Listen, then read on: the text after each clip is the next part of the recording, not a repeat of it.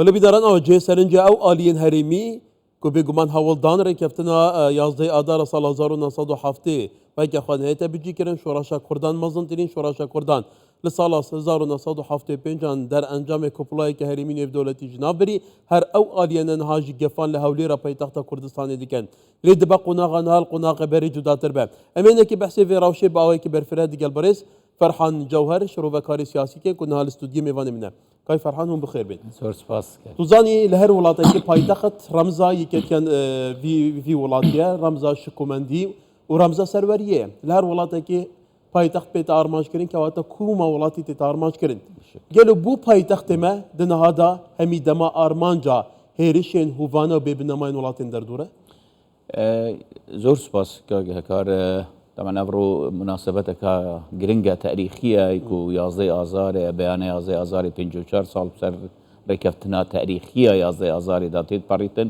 روجكا بيروزا هم آزاد كردنا شاري هفليري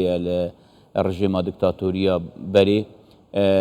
أبي مناسبة الهم قالي كردستاني بيروز دكي ياديش طبعا يا ديارك وبوشيت كنا أرمانج يعني أرمانج دجمنا ديارنكو لاستهداف كردنا هفليري يعني وەکی گوشار خستنە سەر پایتەختی هەرێما کوردستانی وەک سەر تەجروبە هەرێما کوردستانی گشتی یعنی وان دوێتن ڕاستی ئەv ئەزمونە کچکە ببیت ئەv هەرێمە ئەو ڕۆڵی کاریگەری کوت بینیتن و دیتی و بەرین و کەونوکە نەهاژیت بینیتن ئەو ڕۆڵ نەمینیتن بۆ هەندێک و ئەو نەیار و نەحەزت هەرێما کوردستانی و دەوڵەتێت مەزنیش پێت زۆر پێت تەنگاون کوت جی پێ خۆی بەکەن بێ منطقەیەدا وەکی هەر منطقەیەت کۆل منطقه هاتیه کنترل کردن بندستیوان دانه و کی چند دولتک بندستیوان دانه دوی هرما کردستانش یک نوان مرکز آبی بوان کو ببوستن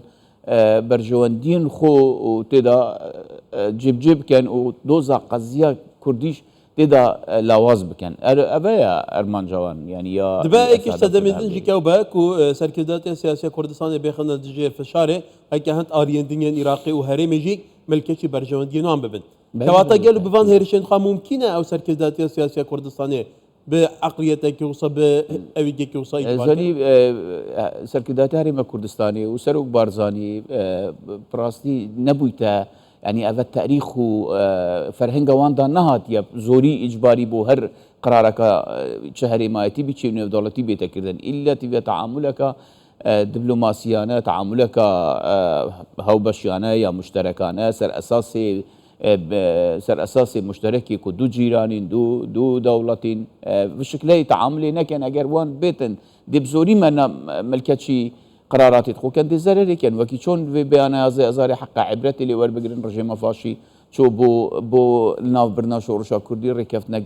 عرض خو سروريا خو ما في خو دولتي هم عراقيه بيشيل كربوي هندكو شورشا كردي بين ببتن بليش دزبنينا نتيجه وي اخيري كردستان سركفت واويش بنكتنو شون مزبله تاريخي بهندي يعني بله كواتا وكنت قلت عراقي تنازل بشكل جرينج عرض خاكر وشهر 8 سالي جهاد قال ايران سراوي عرضي بمليون كم كويتي شهر سروي شون كويتي وفي قبل تعويض كويتي بملياران دولار عند اوتو بيل بهالحال اني كاك فرحان او كو جي سرج بو بربسن بغداد بو اف كسن كو اك ديف اجتين بغداد صلادارن تجربه را بردوی خورنا گرن عبرتا ورنا گرن هر جاردن مصر لسران دیوی گلی تپاسر زانی چیه براستی قضیه سرکرده کو کسک و شخصک نیه قضیه فرهنگی خلقی عراقی براستی اواد بیت مهم مثلا وقتی کاوا کو سرکرده تیتن اگر دجاتی هریما کردستانی بکت لناف عراقيه بشكي زوري عراقيه بين شعبيتها وسركبيتن والانتخابات الدنجي بدز بديني اول برينو وصابو يعني البهندد بم او هر سركردك بناچار ابو شعبي اخو رازي كردنا خلكي دجاتي هريما كردستاني ودسكفتين وي مافي وي تاريخي وسياسي بكتن برهند يعني عقليتها خلكي عراقيش هر او قافكو او مجيواندا كو دولتك مركزيه بأفقيتها حتى فيجا في ستصل ثمانية في حكومته في عراق سرنكت نهاية تغوري هم انقلاباتنا ايدو كشتنا نهاية تغوري زانبو نهاية تغوري العراقي اما ماويسي 40 ساله بروسي پروردي فاشله طبعا ما جيلك دي كو پرورده كري سر اساسي كو اكيد قبول بكت كو خلق اكيد كش هاوبش بتولات خدا قبول بكتن يعني خو زور برستر خلكي دي نجري أبا تبا بروسي خوندني ناجح بيت العراقي بروسي خوندني ويرانا خلكي كي زوري نخوين دوارة خلكي كي زوري هجارة يعني في هجاري ونخوين دواري يا عراقي أو تشواشكنا خلكي الريكا مسائل الديني دا مسائل المذهبي دا أبانا هم كاريجري السوي هندي كو خلك بيش نكبيتن خلكي عراقي بيش نكبيتن هرنكش بقدر تنهار رجي دانشتوان زيادت بيتن وهيج برنامج بوجيانا خونينا نخوين دواريك هي نا بروسي پرورده كردن نا ثقافي هي نا مكتبك باش هي نا خود نوا در هي وتتصور نكي يعني جيلكي باش در بچيت العراقي هر دوباره بيته ونتيجه شكستا بروسا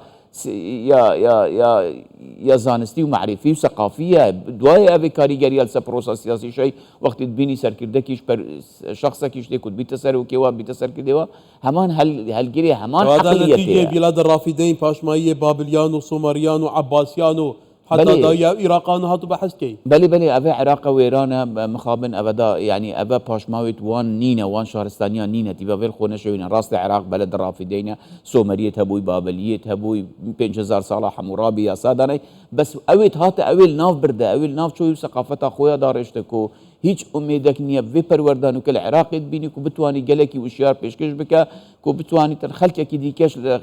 غير نتويخ وغير مذهبي قبول بكتن بدا كان بحث انه هاب كنا ومعرفة نهاية وفلسفة نهاية بارا بتري يابان آليان اسلامين آليان اولينا عمان بسر سركدات كان هاي عراق كان چارچوبه هبندي وآليان دنجي مراجعين دنجي كواتا قالوا حتى دشارچوبه اولا اسلامي جنابي تبي ملتك تبصر كي ما في لبستيني رزقي ببري وقت عرب خوشيد بجن برينا رزقي كسك خرابت برينا سريوي يعني بو حتى بنماية اوليجي بجينا كنا ثاني ابا بنماية اولينينا بنماية كي سياسية اولي هي يعني اوليا كدرس نية او خلكي ديني خلكي ساده بخو دينك بحقيقي ودرستيت كان او دينك سياسي كان بو ارمان جد سياسي ببدس بينانا دا صلاتي ببدس بينانا دس كفتت مادينه يعني ابي صالانه كي زور هنگو ديتن يعني استغلال مشاعري خلكي كير ناحيه قومي كير عروبه حتى افرو ديت عروبه شي مزلل هم وطن او عروبه همش كستخوار افرو شاطينا دست مثلا مذهبي وديني وقرتينا ديني شي ديني اسلامي بيروزي شي كريت كرده